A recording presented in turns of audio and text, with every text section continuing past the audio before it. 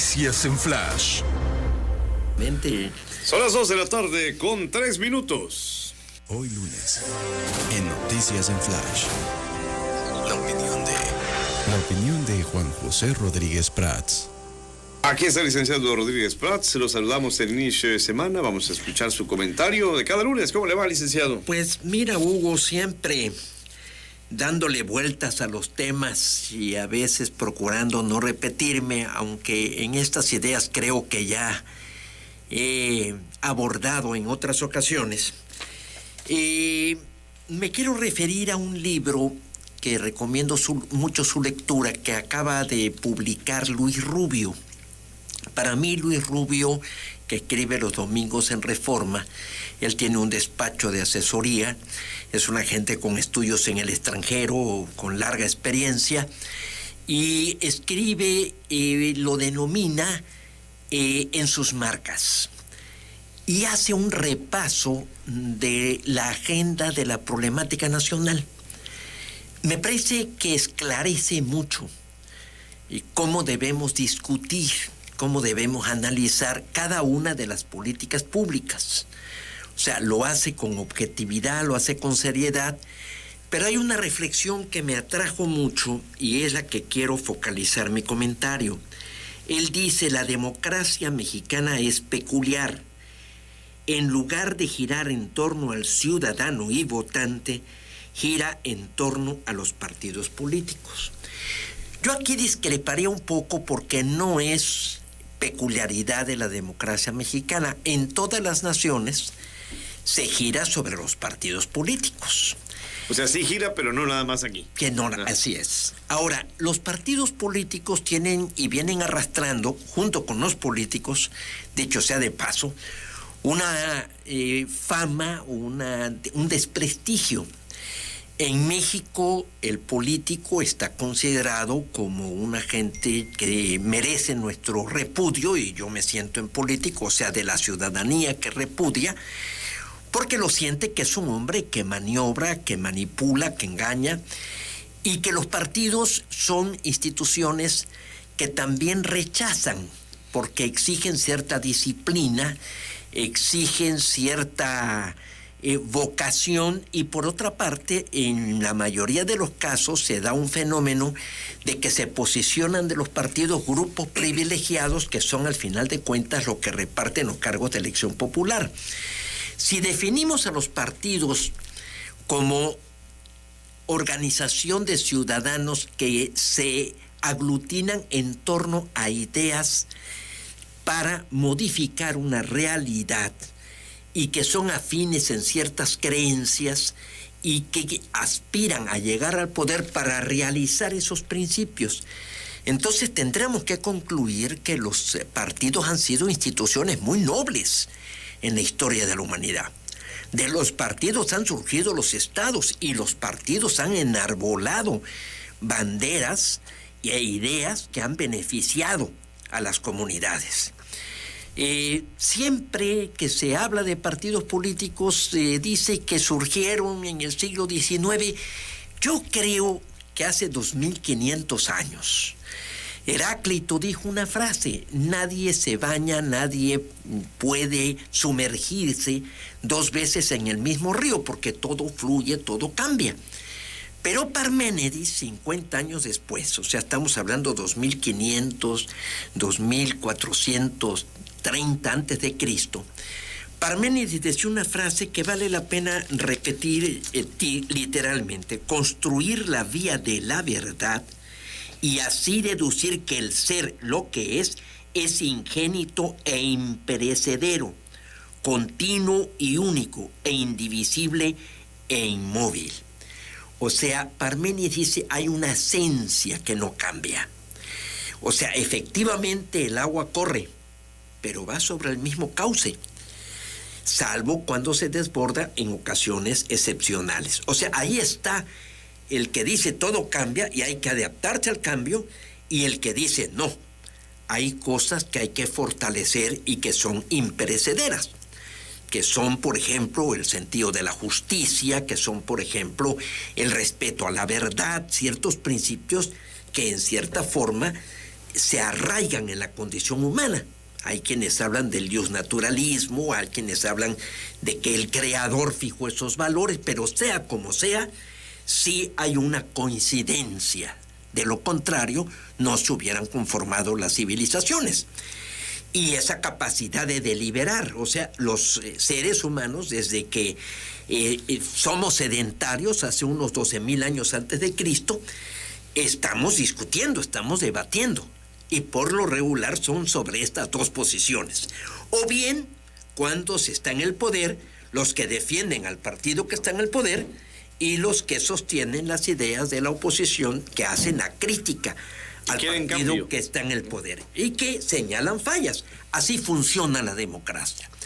Pero yo creo que tenemos una grave falla, y esto ha sido estudiado por muchísimos mexicanos en lo que se refiere a las peculiaridades del mexicano, que no es muy proclive a organizarse, que es individualista, que tiene una actitud de segregarse más que aglutinarse.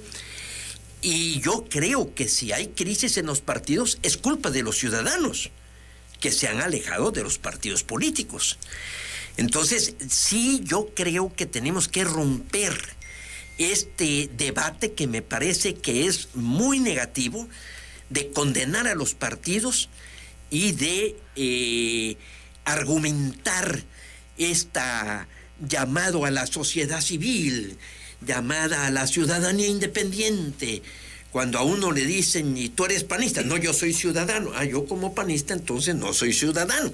No hay ese conflicto. Debemos superar, eso es un falso debate.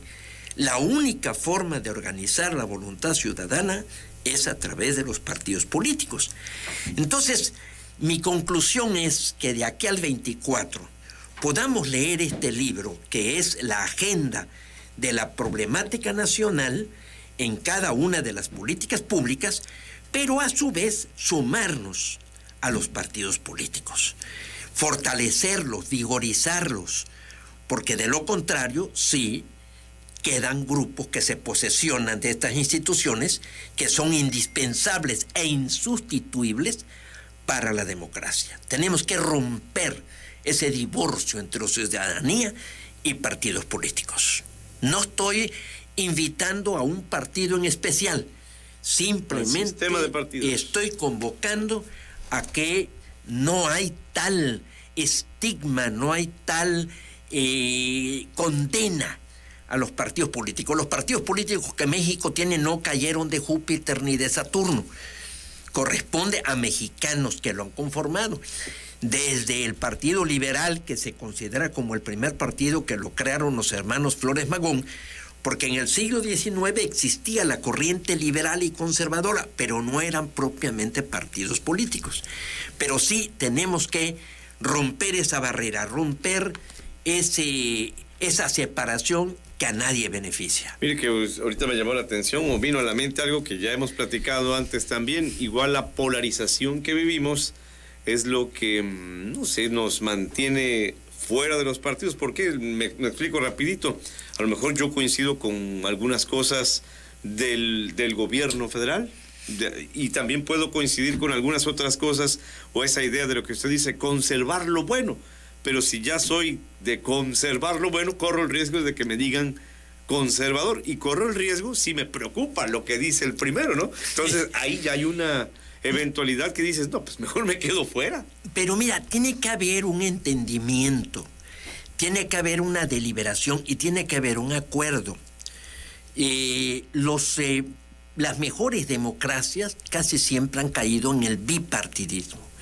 La democracia norteamericana, la democracia inglesa, cuando se pulveriza demasiado la participación, por ejemplo en España, funcionó muy bien cuando era el PSOE y el Partido Popular. Después empezaron a surgir pequeños partidos y empezó a haber mayor conflicto, mayor confrontación. Pero ahorita México tiene pulverizada. O sea, el hecho de que haya muchos partidos no es una buena señal de una buena democracia. Latinoamérica hoy está sufriendo, está Ecuador padeciendo ahorita el inicio de un juicio político, aunque Guillermo Lasso procedió en forma muy diferente a lo que hizo Pedro Castillo en Perú. Pero si tú ves la historia, mira, por ejemplo, la historia de los hermanos Graco, hace un poco como 150 años antes de Cristo, 130 años antes de Cristo, el movimiento de Espartaco, buscando la libertad, son partidos, es la organización. De ahí vino una lucha, por ejemplo, entre Mario y Sila. Sila formó un partido que se llamaba los Optimates y se fortalecía con el Senado. Y Cayo Mario, formó lo que eran los populares. O sea, ha sido una lucha añeja de siempre por el poder. Es bueno, tiene que haber opciones, pero no al grado tal de que nos tengamos que exterminar unos a los otros. Tiene que haber la preeminencia del interés nacional, puntos de convergencia, puntos de coincidencia. Y nunca van a ser totales, ¿no? Al 100%. Y nunca va a ser totales, pero todos tenemos que ceder. Todos tenemos que ceder, por eso la Asamblea Parlamentaria y la democracia representativa. Hablando de todo este tipo de cosas que es interesante, le voy a compartir algo que acaba de suceder no hace mucho. La Suprema Corte de Justicia de la Nación ha declarado la invalidez total del decreto presidencial, aquel que declaró todas las obras prioritarias como de seguridad nacional. El Ejecutivo dice en el resolutivo, según lo que nos hacen ver, no puede volver a invocar el decreto, pero aquí yo ya no entendí porque el decretazo, para diferenciarlo del primero, pues sostiene que son obras prioritarias de seguridad nacional y la Corte dice que no. ¿Cómo entendemos esto? ¿A dónde vamos a parar? Dijo la canción. Mira, el derecho mexicano me gustaron mucho dos expresiones. Una del jefe jurídico de la UNAM, que dice que el derecho mexicano es como el juego de las serpientes y las escaleras. O sea, vas para arriba y vas para abajo. Y entonces estamos en una incertidumbre total. Y recientemente alguien decía que el gobierno está actuando como una hidra. O sea, le cortas una cabeza y sale otra. Definitivamente yo sí considero que el segundo decreto del presidente era un desafío a la Suprema Corte. Aquí va a haber un debate muy fuerte. Yo creo que de aquí, por eso me estoy poniendo a estudiar de nuevo los principios fundamentales del derecho. Yo siempre he insistido en los libros de García Maínez. Eduardo García Maínez para mí fue un gran jurista que escribe Introducción al Estudio del Derecho. Tenemos que regresar a los principios elementales, porque el mismo presidente López Obrador lo ha dicho: en una duda entre la justicia y la ley hay que inclinarse por la justicia. En este caso, el presidente emite un decreto que obviamente riñe con la decisión de la Suprema Corte, y aquí me parece correcto que la Suprema Corte esté anulando el segundo decreto, porque definitivamente riñe con la decisión que ya había dado anteriormente. Ahora, pero ¿estamos hablando entonces del segundo decreto? Pues a mí me parece... ¿Por lo que dice que el Ejecutivo no puede volver a invocar? Exactamente. Ajá. Sí. Yo estoy interpretándolo así. Digo, no estoy conociendo la información. Vamos enterando, acaba de darse... Tú me la estás diciendo, pero me parece que la Suprema Corte allí está haciendo sentir su autoridad. Ahora, como poder. Si el presidente no respeta esto, si él le sigue dando el tratamiento por su decreto, estaríamos hablando de ¿qué? ¿Un desacato? Mira, ahí ya viene un conflicto muy fuerte.